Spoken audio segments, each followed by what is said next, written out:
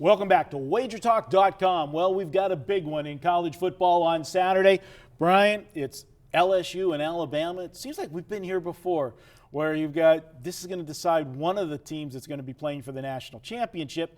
Only in years past it was two teams playing for the national championship. We got four, and two of the four are right here in the first rankings. What did you think of the first rankings that came out? I don't have Clemson as high as what they have. Don't tell your wife that. Yeah, I know she's a big Clemson fan. But it'll all settle out in the end. A lot of people are upset because Alabama's up there, even though they've lost. If you check anybody's power ratings, Alabama's in the top 4 of anybody's power ratings. And that's what I use. I don't look at wins, losses. I look at power ratings. On a neutral field, LSU would be favored over 3 over Clemson. They had, the Right. Westgate talked about that today. So to leave that team out just because they lost a game, I don't believe it's going to play itself out on the itself field this out. Saturday. Right. And, the question is, if LSU loses, do they drop all the way out? If Alabama loses, Alabama's they have 2 gone, losses, yeah. they would be. But LSU, do you Well, think LSU's still a great team. I wouldn't count they'll them do out the even old if they lose. flip-flop with them? Besides, you're on the road. Yeah. I mean, when a really good team loses on Notre Dame when they went to Clemson, Notre Dame was just as good as Clemson in that game. It was raining. The Turnovers. receivers couldn't hold on to the ball. It's a long season to go yet. Well, this game, you look at it, both teams, they want to run the football. Alabama, that's what they do.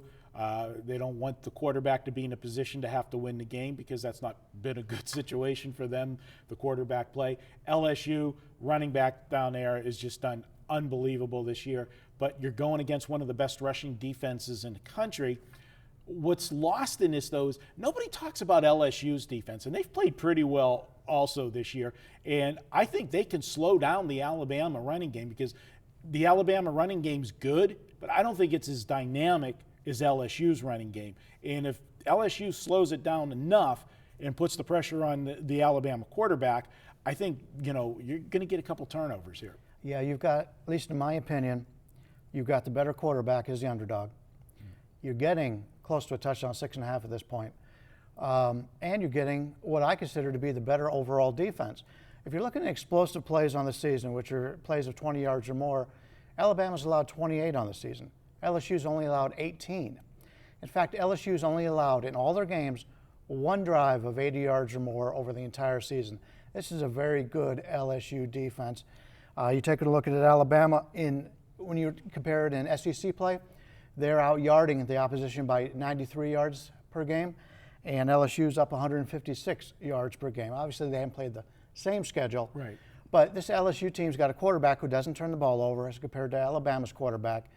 And the whole thing comes down to LSU and the Alabama defense stopping the run. If they can stop the run, Alabama may win this game, probably win this game. If LSU can run the football, LSU's going to win this game outright.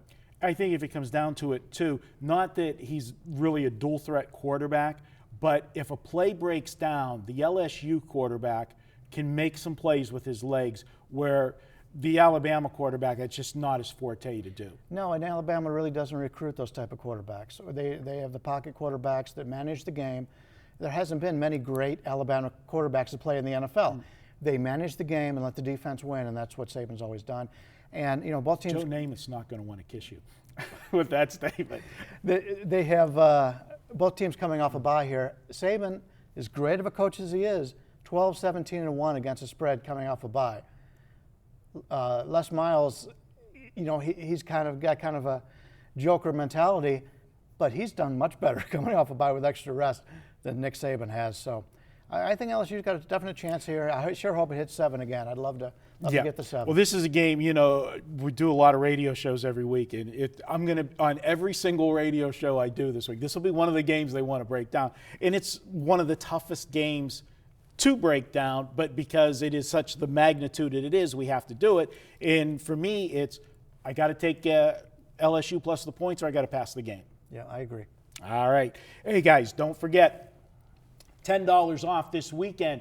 Any package, save yourself $10. Use the coupon code CHRIS, that's CRIS, and the number 10. You'll save $10 this week at WagerTalk.com. Be sure to check out all the other videos and podcasts available now at WagerTalk.com.